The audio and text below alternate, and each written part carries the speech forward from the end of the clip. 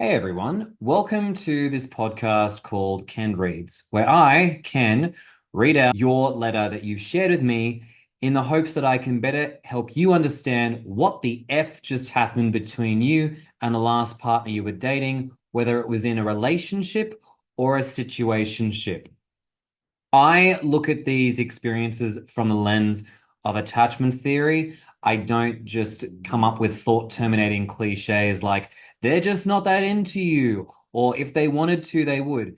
While some of those phrases might have their benefit in other dynamics, I try and look at this from the lens of, is there perhaps an insecure attachment issue that's at play in these particular dynamics? And though I am an Australian counsellor, I am not someone who is going to be responding to these letters as if I was with a client. I'm here to provide validation, yes, but I can't provide any diagnoses on these. So even if, a lot of people might understandably hear this and be like, well, that sounds like a narcissist. At best, I'll probably say, sounds a bit narky. I probably won't go any further than that out of respect to my ethical boundaries in regards to what I can and can't do. If you find this of benefit to you, fantastic. That's what I want. And if you want to submit your letter, you're very welcome to once there is obviously availability per month. And I'll happily read out and share my own 2 cents as to what I think has gone on in your dating experience to offer you a sense of validation for what you've been through and also to give other people listening a chance to feel like maybe this relates to what they've also experienced as part of collective healing. So, with that all out of the way, let's dive in to the latest letter.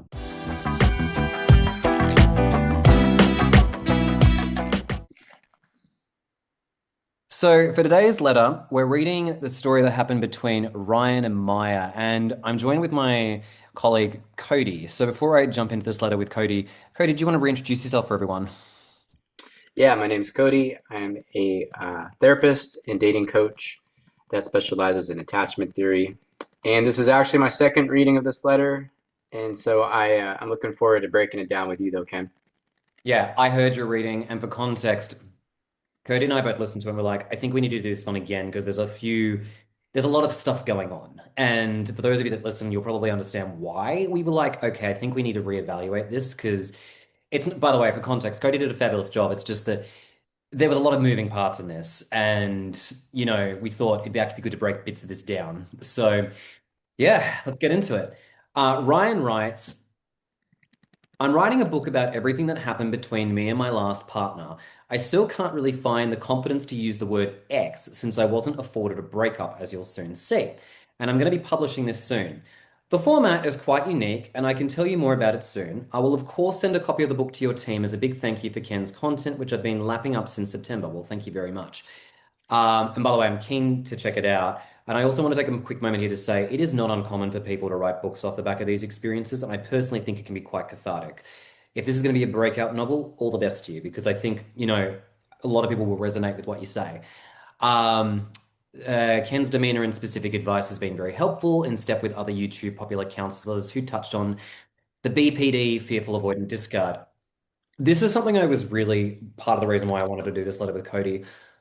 I don't believe I've actually ever explicitly said that fearful avoidance and people with borderline personality disorder are one and the same, nor have I ever made it clear that people with borderline personality disorder discard people quite the same way as an avoidant would. And that's why I thought it'd be good to touch on this, especially with you, Cody, because I think both of us being in mental health land, like to then say BPD, that sort of takes things to a very extreme level in my head. What are your thoughts on that? Yeah, no, I agree with you. So I was trained on what BPD was before I had any training on attachment theory, at least in-depth training. But borderline personality disorder is diagnosable via the DSM-5. Attachment theory is not in the DSM. Um, Not to say that it isn't incredibly powerful and an explanatory power for relationships, but they're two different things. Now, there's a lot of overlap, which we could talk about, and I'm interested in going there with you. And I think we can get into the specifics as the letter goes on. But for context, for those of you who don't understand borderline personality disorder, this is where someone has extreme mood dysregulation, hyper fears of abandonment, trust related issues. And people who have a fearful avoidant attachment style are more likely to have a borderline personality because of the severe amount of trauma that they've had in the family. And not everyone who has a fearful avoidant attachment style will end up with this personality style. However, it is a spectrum and it is something where there is research-based treatment for it through dialectical behavioral therapy, but it is a very challenging experience in some cases where people are on the receiving end of this experience, whilst there are other cases of people who are borderline who experience what's called quiet BPD, which is more of an internalized experience. It's basically like if you, I mean, I'm really being reductive. It's basically like where you have an inner critic on steroids. But long story short, it's neither fun to have this experience. It can be unpleasant for the recipient if it's, not in check. And it's a very contentious and problematic diagnosis that's also getting reviewed, as I understand it as well, too. Like it's not a particularly, put it like this, there is a big stigma around this particular personality disorder. So that's why it's sort of like if we're going to throw in BPD, I think we need to be very sensitive about this because I've met some people who are phenomenal human beings who are borderline. And there are obviously people who have had experiences with borderline individuals whose character is not that great. So let's get into it. First paragraph is set up. In February 2023, I, Ryan, lived with my partner Maya of 6 years in London. Since we had an open relationship, we both used Feel to meet other people for connection and potential physical interactions. I went on a date with Maya, who was a burlesque dancer, as she was breaking up with her fiance, and they were childhood sweethearts where she'd moved to London from India. And she was also exploring non-monogamy. We formed a good connection and a nice rhythm of seeing each other every few weeks. I would support her by bringing friends to her shows. She'd also received an ADHD diagnosis and treated it with a lot of weed. She also seemed to have a lot of insecurities despite having a powerful stage persona and being very quick to spot insecurities and projections in others. Okay, wow. So Maya's already got a lot on the table. What are your thoughts on this so far? Yeah, so I remember when I was reading the letter the first time around, just that little chunk of text, I was like, I could probably take an hour to unpack all of that right there. But so burlesque dancer, ADHD diagnosed, substance use, weed, he said. Um, and as you'll see throughout the rest of this letter, some of these things aren't really talked about too much from the writer. So, I mean, we can speculate on certain things, but yeah, let's keep it going and kind of see what's next. Agreed.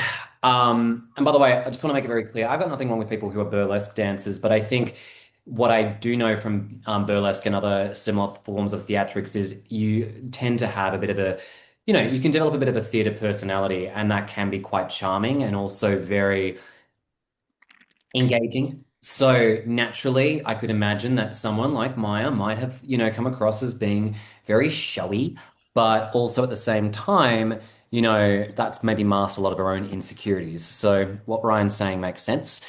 Okay, the relationship. In November 2023, my partner and I broke up. So my attention turned to Maya and she sensed it. In fact, she was always the one to escalate our relationship.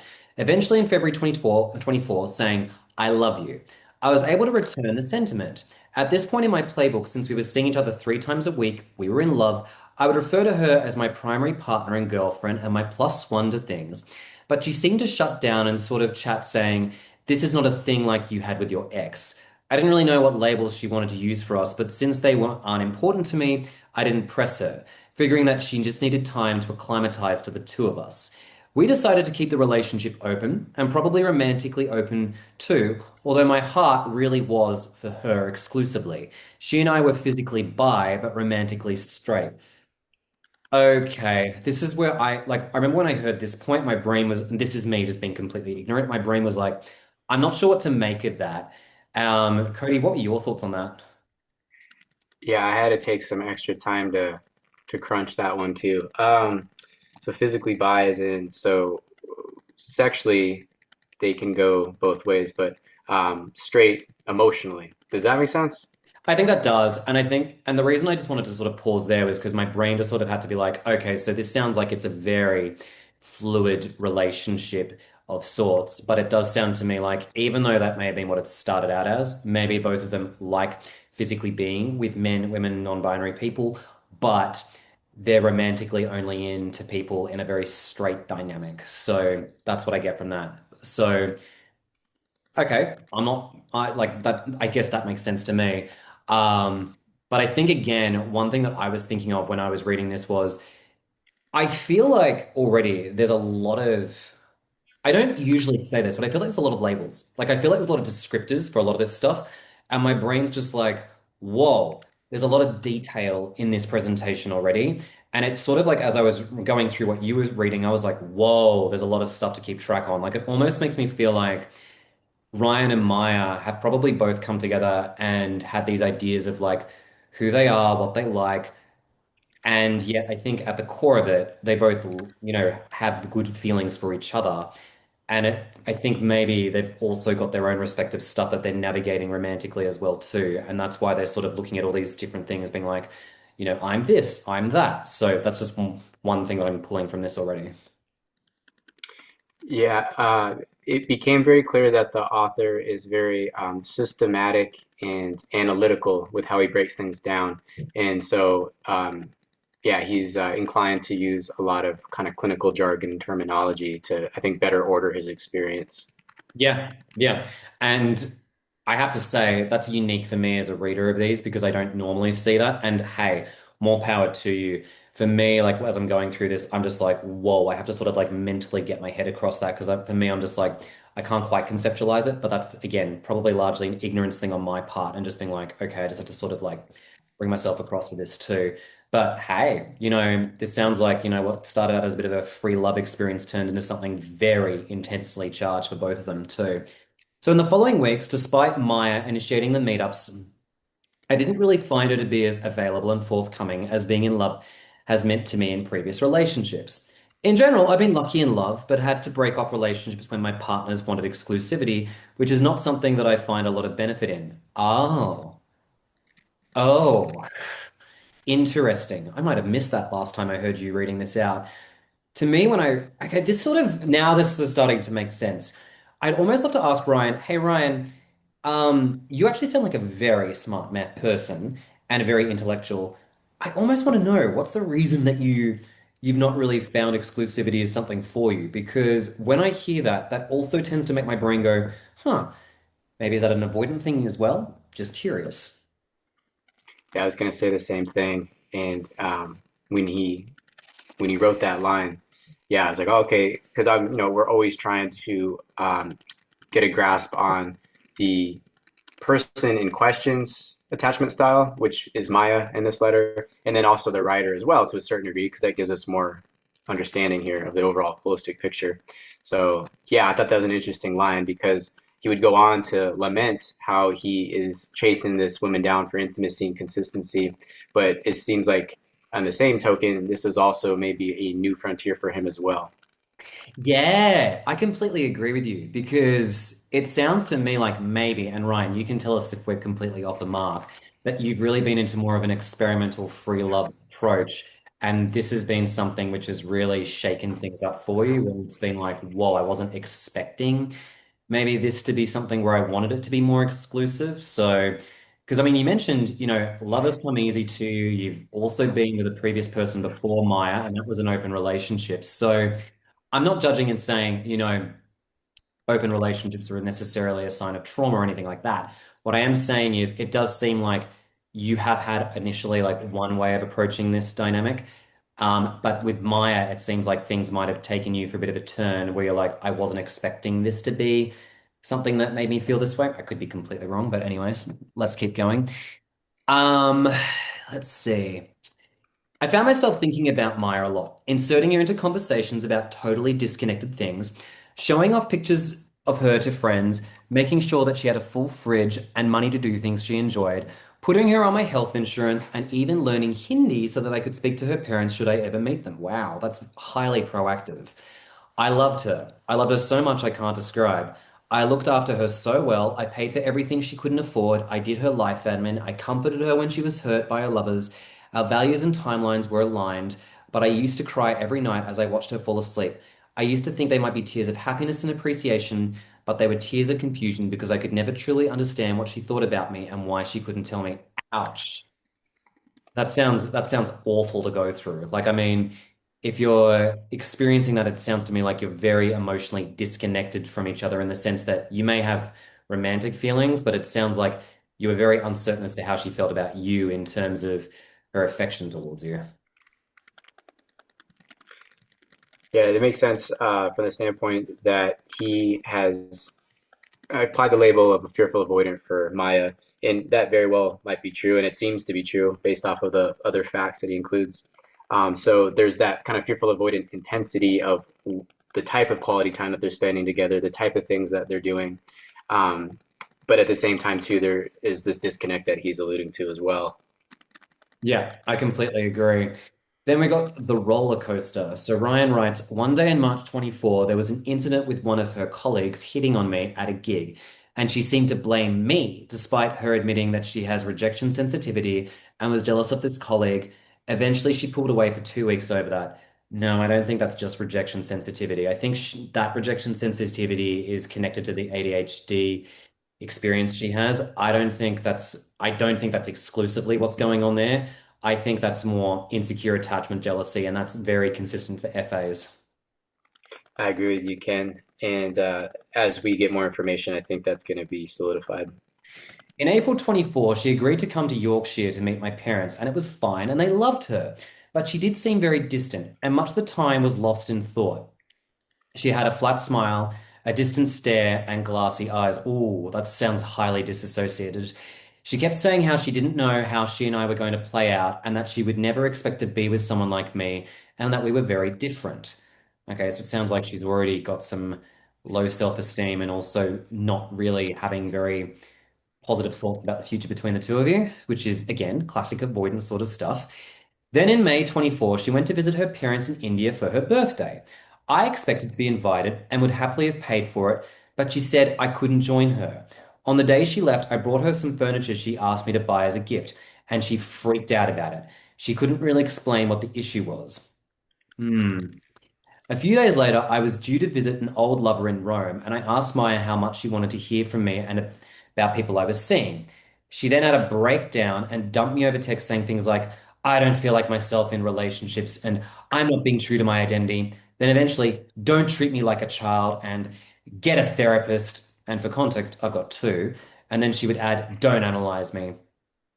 All right, let's just pause on that. That's highly FA, I've got to be honest. Like, that's pretty severe FA talk. I laughed when, at the line where he says, "I got two therapists." He's like, "Not only do I have one, I have another one as well." So I got that, those bases covered. I mean, hey, and more the merrier. Um, so another thing too that I was thinking about with this letter is maybe there's a cultural component with Maya. I don't know how traditionally in Indian her family background was, but that also maybe could have played into this dynamic a little bit, which I'm kind of jumping ahead because I have read this before, but I would be curious to see your thoughts on that too, Ken. Yeah, it's a really good point. The thought that came up for me was, I know that with Indian families, there can be a very strong emphasis on arranged marriages and also on very structured patriarchal family dynamics. So maybe Maya initially was drawn to the open relationship as a little bit of a rebellious thing, like, get to have my freedom, get to do whatever I want. But I don't think she really likes that. Like, I think that, from what I'm reading with Ryan, I think she absolutely likes him a lot. And I think that, she doesn't enjoy the idea of, what's the term I'm looking for? I think she does have sensitivity around the idea of a lover being with other people. And I also think too, when she's saying, I don't feel like myself in relationships, is really speaking about how it evokes a lot of uncomfortable feelings in her and she doesn't know how to manage them. And so she blames the relationship and her partner rather than reflecting on it. Plus, the whole thing of like, don't treat me like a child, that's like projection 101. So, linking this back to the cultural piece, it makes me wonder if she's probably grown up in quite a dysregulated, chaotic family where there was maybe a lot of control. And maybe this relationship was a bit of like a freedom experiment for her, but then deep down, I think, it's really activated some of her own wounding that she hasn't resolved. Yeah, that was my impression as well.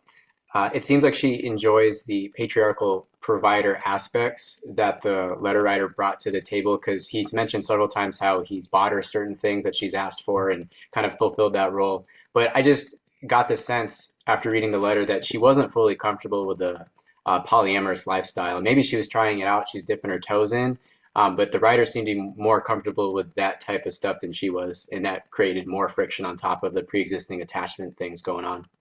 I completely agree with everything you've just said. And I mean, look, I think it's okay to have a phase of experimentation. I've certainly done it. But I think, and I mean, look, for some people, that will be the direction they go. They're like, yeah, I'm poly, I'm, into open relationships, they'll figure out whatever is appropriate for them. However, I don't think this is it for Maya. Like, to me, when I'm reading this, I'm like, I think in this specific context, she's definitely wanting Ryan, but, at the same time, presenting as if she wants something completely different. Which is usually the FA approach in a general sense, the back and forth. Yeah, and it's confusing because, it speaks to what Ryan said earlier, where he wasn't sure where he stood with her. You know, that's an awful experience to be crying every time you're going to sleep with someone who's next to you. Like, I mean, I've never done that, but I could only imagine how painful that would be. Yeah, yeah, I've gotten glimpses of what he's talking about. So not very fun. Don't recommend it. No, I don't recommend it either. But hey, I think sometimes you have to go through this once to sort of understand the full experience of it and have some boundaries. Anyways, Ryan writes, when she got back, Maya tried to friend zone me, so I pulled away. Then Maya came back after 2 weeks with flowers and an apology and said that relationships don't have to be scary and can be nurturing, not an all-consuming thing. Having her back in my arms again that night hit me harder than any drug. Okay, two things. One is that is a very love bombing return, and like when she's saying relationships don't have to be scary, they can be nurturing. I feel like she's speaking more to herself than she is to Ryan. But the second thing is with Ryan, interesting how he said that night hit me harder than any drug. You like when I hear that, my brain goes, Ryan, you sound like you've definitely had a lot of experience with many, many, many, many things. Like if you're saying that, like in that particular way, makes me think, I don't think that was just an anecdotal throwaway line. It makes me think you're no stranger to a lot of narcotics and a lot of this also this other stuff as well too. I could be very wrong, but it does make me think you, and I'm not pointing that out to criticize you or condemn you for taking drugs. I mean, hey, a lot of people have, but it does make me think you've been around the bush. You've definitely experienced a lot of stuff, and this relationship really sounds like it's hit you in some ways that have been very activating. I also agree with those points, and that was also kind of a general tone of this letter was that the letter writer concentrates a lot on Maya's behavior and how it affected him emotionally, which makes complete sense. But I would be curious to get to know the letter writer more in detail as far as his background goes, and we don't really get a ton of that. But yeah, that I'd be intrigued to see. I completely agree. Look, I've got to be honest, like Ryan, if you do commit to giving us this book, I would definitely be down for reading it because already when I'm reading this, you actually remind me a lot of one book that I read called The Truth by Neil Strauss. Now, you may not love the comparison to that author, that's fine. It's not about comparing, those kind of cases. But I love that book. That's one of my top favorite books I've ever read. And I have to tell you, like when I'm reading this, I'm actually pleasantly reminded of those experiences because I feel like that book really accounted for Neil's come to Jesus moment. And I'm wondering if maybe this experience with Maya was yours. Because it sounds to me like I actually have to say, I'd love to almost get to know you. I'd almost love to be like, hey, can you tell me what you've been up to? Because you actually sound like a really interesting person. For sure. Yep. Let's carry on and see what we got next. I I remember there's a lot of twists and turns on this. Yeah, I agree. Anyways, still, over the weeks, Maya would apologize for escalating, not de-escalating, and would freak out when I invited friends to join us for drinks and things. So her jealousy definitely rears its head many times. In June 24, there was an incident at a concert. I was speaking to a girl and it triggered her to go sulk in a corner and call her American lover over from New York City, and he came 2 weeks later and whisked her away for a week in Oxfordshire. Jesus. Once he flew back, she came running back to me crying and angry. Anger and disgust and confusion were common emotions for her. and she was distraught about the intensity of his proposal of leaving his wife and buying a place in London where she and he could be monogamous together. Okay, so if I'm reading that correctly, this lover she invited from New York City was married, is married, and was proposing to Maya that he could come to be with her and they could be monogamous together. Am I reading that correctly? I believe you're correct in that estimation. Yes. I was going to say, like, I sort of have to say, Maya, if I was being brutally honest and brutally harsh, what were you thinking? Like, do you really think this guy from New York City is going to actually leave his wife to be with you? Yeah, that's we're getting into a whole nother level with what she said on that one. So lots to unpack there. I mean, I have heard some fearful avoidants have that approach with some dismissive avoidant partners where they think they're going to just drop everything for them and they get really upset when they don't do it. It's like, well, now you're just hurting yourself. Like you're choosing to be with people who clearly are emotionally unavailable. And to me, it makes me think, okay, it really does sound like she's not only got a lot of arrested development, but also she's probably been hurt very badly by particularly a dad who wasn't available for her too. So there's this.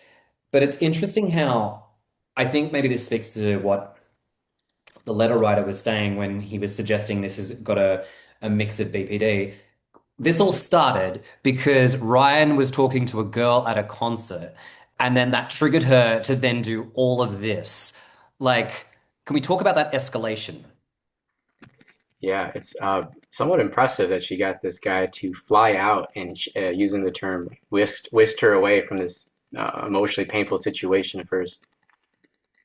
I agree. I mean, I don't know about you, Cody. I don't exactly have a roster of people in my back catalog that I can go to anytime I'm dysregulated. Yeah, that's different. That's different. No judgment. Hey, it's if you've got it, you've got it. I mean, more power to you. But personally, I don't think it's a very effective way of navigating emotions. What do we got next? Yeah. So in August 24, there was an incident at a wedding where I was speaking to my mate's girlfriend and it triggered her again to go sulk. I go, God, what's she going to do this time? Then she told me about her child in India where it was her uncle, where if her uncle wasn't sexually molesting her, oh, okay, that explains a lot. Then her mother would regularly corner her and beat her and put her in hospital once because of the severity of the thrashing. Fuck me, that's appalling. Now I am actually very sorry for her. And this is making a lot of sense. In telling me that my behavior talking to girls in our open relationship was not okay, she was struck by how I never rose to her level of anger or combativeness. Something that her diary, which she showed me, revealed was a regular pattern with her ex-fiance. Okay, so she's obviously used to having fights with romantic partners. And obviously, Ryan, you've been very accommodating and very ingratiating from the sounds of it, which is wonderful. But oh man, I do want to say, like, I genuinely feel sorry for her. Like, she did not deserve to go through what happened in India, but that explains a lot. And also, we do know people with BPD have often come from experiences like that. Yeah, I would assume that maybe she's used to dating anxious preoccupieds that are pretty dysregulated themselves. And I feel like Ryan, that's the name of the letter writer, correct? Is Yeah. it Ryan? Uh, um, I have the sense that Ryan maybe leans DA. Now, I don't know for sure, but that's just kind of the impression that I get. Um, but I don't think he's, severely insecurely attached or anything like that. But perhaps he leans in that direction. Yeah, I would agree with what you're saying. I mean, again, I'd still love to get to know you, Ryan, and be like, tell me more about your life experiences. Because, hey, if you've got two therapists, you must have a wealth of, life that you're unpacking as well, too. But cheekiness aside, I do think that this again sort of shows we can't really jump to the conclusion if you're dating someone who's avoidant, you must naturally have an anxious attachment style because that's not always the case. But I also think too, hearing this backstory of Maya does help to explain a lot about, why she is who she is. But I also want to put a massive disclaimer here once again and say, though she did not deserve what she's been through, it does not excuse her behavior. And from the sounds of it, I don't think Ryan was doing anything that was seriously egregious. Like, in a relationship, if you're in a straight relationship and you're a guy, I don't think there's any problems talking to a woman. Now, if it bothers your partner, that's okay. They're allowed to be triggered and bothered, but how they go about it is a key thing. And I don't think calling the guy from New York City to comfort you when you're in London is the way to go about it. Hmm. Yeah, for sure. Um, I had another point too, but it'll come back to me. But let's see what we got next. Yep. So in September 24, there was a weird phone call from her saying that she dreamed that I slept with her friend. She wanted me to apologize for my behavior in her dream. She said it was meant that it was a sign that I was challenging something in her, which is a good sign. To me, it felt strange. I mean, to me, dreams can often be really useful indicators of subconscious stuff, but to me, it just makes me think, okay, clearly she's just highly insecure about you being with someone. Like, I think, and that's been stuff we've seen, from even when you guys got together.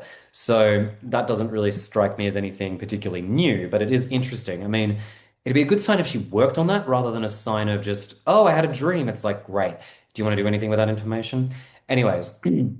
That same night, another incident with another colleague of hers hitting on me whilst Maya was in the green room. I should let you know that she would never introduce me as her partner, only ever as a friend.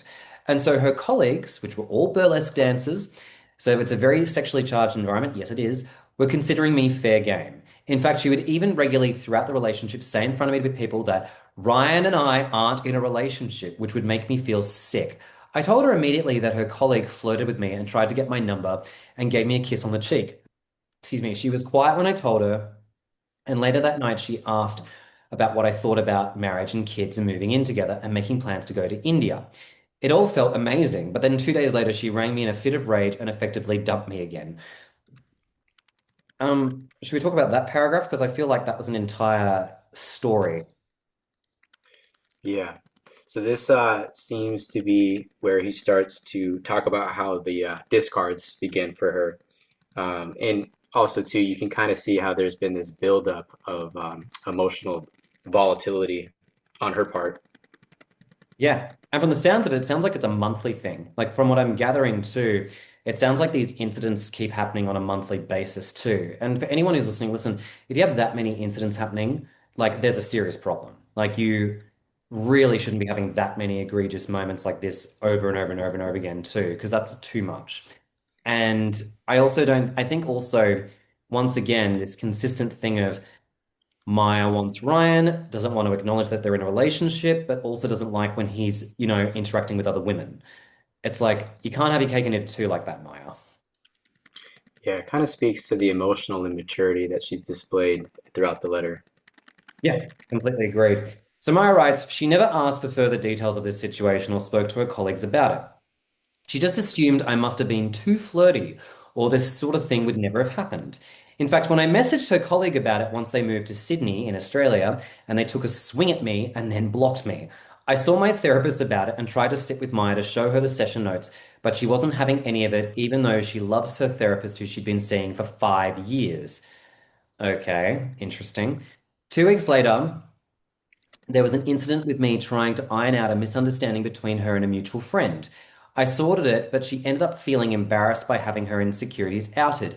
She rang me in another rage, hung up, and she never loved me, and said she never loved me, and said we should just be friends, but then blocked me. Jesus. Okay, I want to take a moment here to say I can understand why people think that fearful avoidance are likely candidates for borderline personality disorder when this sort of stuff happens. And I've got to be honest, I have read many letters where this sort of behavior happens on the regular. So I get why people, say that. I'm not saying it's definitively the case, but I'm just saying could very well be. Yeah, we're starting to get into the bucket of insecure behaviors here as far as like a poor sense of self with Maya. Also, it seems to be like a lot of personal shame that she's carried around and that's getting activated. Yeah. And a big thing with people who have borderline personality disorder, according to the literature, is a real, inability to sit with that shame and also not having a good sense of self as well too. Again, this is not for everyone who's, diagnosed with BPD, but it is consistent with more of those like FA leaning individuals who are severe in their insecure attachment as well as other things too. So yeah, and as Brian says in his last chapter heading of Aftermath. So as you can see, it was very push-pull. Yes, it was. And these incidents would always happen after very intense conversations about her past or what we are to each other and what we might make out of our lives together. I haven't made any effort to reach out to her. Mutual friends are too scared to speak to her about it. I'm feeling paralyzed. And so begins the darkest chapter of my life. I still suffer brain fog, low appetite, panic attacks, inconsistent digestion, interrupted sleep, and ED. Beta blockers were prescribed for my 15% elevated heart rate, and antidepressants were for the bouts of daily tears. I was getting upset every day, but it's now every few days. I found that I would incessantly go over conversations and texts and recordings I make of relationship check-ins. I would speak to everyone about her and what she could have meant and experienced, be that her colleagues, my friends, or strangers. I upgraded my understanding of attachment theory and quickly diagnosed her as a fearful avoidant. In fact, I found that her avoidance and ADHD all meshed in the literature for 9 traits of BPD, all of which I have real-world examples of her exhibiting. As for me, due to my history of liminence, rumination, hyperempathy, high IQ, and reliance on protocols and rationality in all walks of life, was diagnosed with autism the other week at 36 years old. I forgot about that when I heard that out too, but that makes sense, in the sense that, the way you've written everything, I think does speak to, an autistic way of processing things. So that makes sense. But can I just take a moment to say, I am really sorry that it sounds like you're still going through this dark chapter, because as someone who's been through that before, and I know Cody, you have too, that sounds like what you were going through has been hell.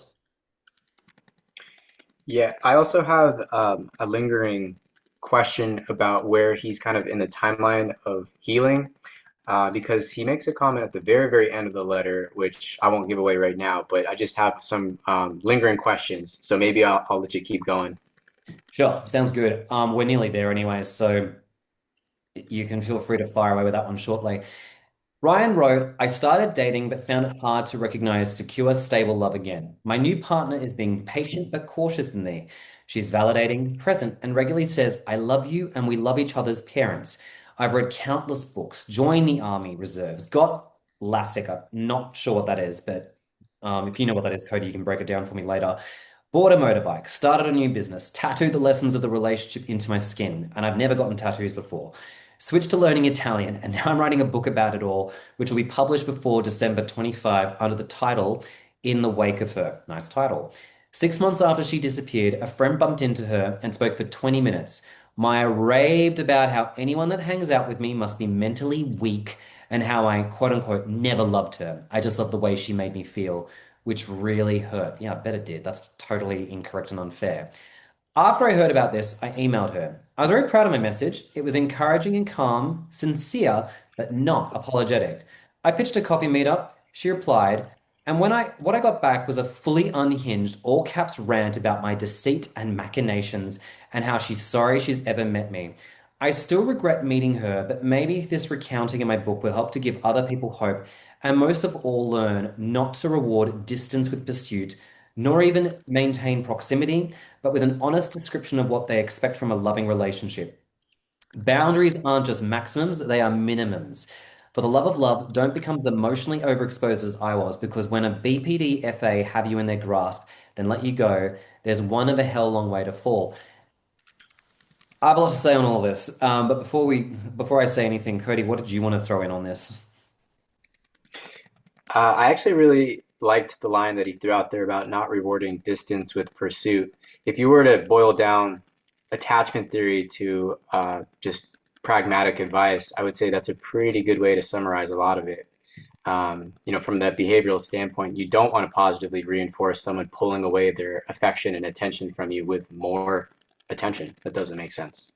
No, and So that's a good advice. it is. And I mean, I don't know about you, but I think a lot of modern dating advice caters to this. Yeah, if you start getting into the game playing and purposely trying to hijack people's emotions, it gets pretty dark. Especially considering too, like even though Maya is, as I understand, is a woman in this relationship, but traditionally, Maya's behavior would be normally seen, I think, in straight men, because I think traditionally avoidant behavior has been almost associated with men, and I get it because there's probably a higher incidence of avoidance in males than in women. But I will say, I think there has been a lot of dating rhetoric that, oh, if your partner distances, just let them do their thing, let them be distant and just welcome them back. It's like, no, if they're distant and they're doing that, there's reasons for that, and you don't enable that shit. Yeah, for sure. Also, too, and I have a video or two about this, but I believe that the pendulum is swinging when it comes to attachment styles and gender. And I think women are more so in their avoidant era right now compared to men historically. Because historically, I would agree with you for sure that a lot of these type of behaviors would be the typical, prototypical avoidant man, emotionally unavailable, and all these other things that are coming up. But in my personal and clinical experience, I've seen an interesting shift going on. And I think the data is going to catch up to that pretty quick. I agree with you. I will say I still find that most of my clients are women, but I think that there are a lot of people in general who are on, men, women, non-binary people who are, I think, on the receiving end of this behavior, and they're just like, we've had enough of it. Like, it's just bullshit. And I got to be honest, and I'm not saying this to be a fearmongerer. I think it's probably going to get worse before it gets better. Yeah, agreed. I think there's a reason why your videos have taken off in popularity, and the advice that you give is so it's been so transformative and popular. There's a need for it. Yes, well, we shall see how this continues to progress over the next few years. But what I was going to say, circling back to Ryan, I feel like you've really taken on a new lease of life. Like, I mean, it sounds like you've done so much. I mean, hey, I've technically done what you've done. I didn't start a new language. I didn't learn how to ride a motorbike or buy a motorbike, or tattoo any of my relationship lessons on me. But Jesus, like, you've really, like, you've really like taken a lot out of this. And also identify that you're autistic as well too. Like there's a lot of stuff that you've learned for yourself too. Like I feel like this has been a big self-discovery journey for you. But also, can I just say, Maya's ranting to you about how Ryan never loved me. He just loved the way I made him feel, and also had like this unhinged rant to you. I just think, yeah, this is definitely a level of 11 out of 10 spice that it's not normally seen from people who are just fearful avoidance. So I can understand why you're like, yeah, this is starting to feel more consistent with BPD as well too. Yeah, I think that's another fair point. Because depending on the fearful avoidant, at this point, a lot of them would have already deactivated a monkey branch to another relationship or situation just to kind of cover their tracks and move forward. But she's going out of her way to throw some digs at him, which could speak to BPD. Agreed. And also, hey, she could be reconnecting with the guy from New York and trying to have him start a new relationship with her in England, but something tells me that's probably not going to happen. She could have, yeah, reached back into her whisk away list. Indeed. I was going to say, I'm not a fan of the whisk away list, but anyways, it is what it is. Yeah, so I think just to round out this one, Ryan, you went through hell. She's been through hell growing up, but she didn't, she does not have the right to put you through the hell that she probably felt like she went through as a kid. She's got a lot of trauma. And even if she's seeing a therapist, this is a really great example of people can be in therapy, but not ready for therapy, meaning that people can go in for therapy for a variety of reasons, but not actually be ready to actually explore themselves properly yet. Yeah, that's a good point. A lot of times I get the classic questions about, well, what if my avoidant partner goes to therapy and they start working on themselves? And I'm like, well, it depends on how they're actually using therapy because lots of avoidants go to therapy just to check a box and they're not actually doing the inner work. No, and I mean, hey, we all have a phase of that, I think. We all have a bit of a phase of like, I'm anxious, I'm feeling depressed. And some of those reasons are very valid because often they are like serious issues, but generally there are root causes for that. And so when I hear people say, they're just going for like the top layer stuff, I've got to be a little bit, I'm a little bit critical of that because for me, I'm like, look, that's fine. If you want to do the regular stuff, there are people for you. It's not going to be me. I like working with people who have hit rock bottom and they're like, I need to like sort my life out. Yep, situations like this can provide a golden opportunity if you're willing to look in places that you haven't been looking in. Correct. And it sounds like Ryan's definitely starting to potentially do a bit of that himself too, which is exciting. So yeah, rounding out, Ryan, thank you very much for submitting this to us. This was a very different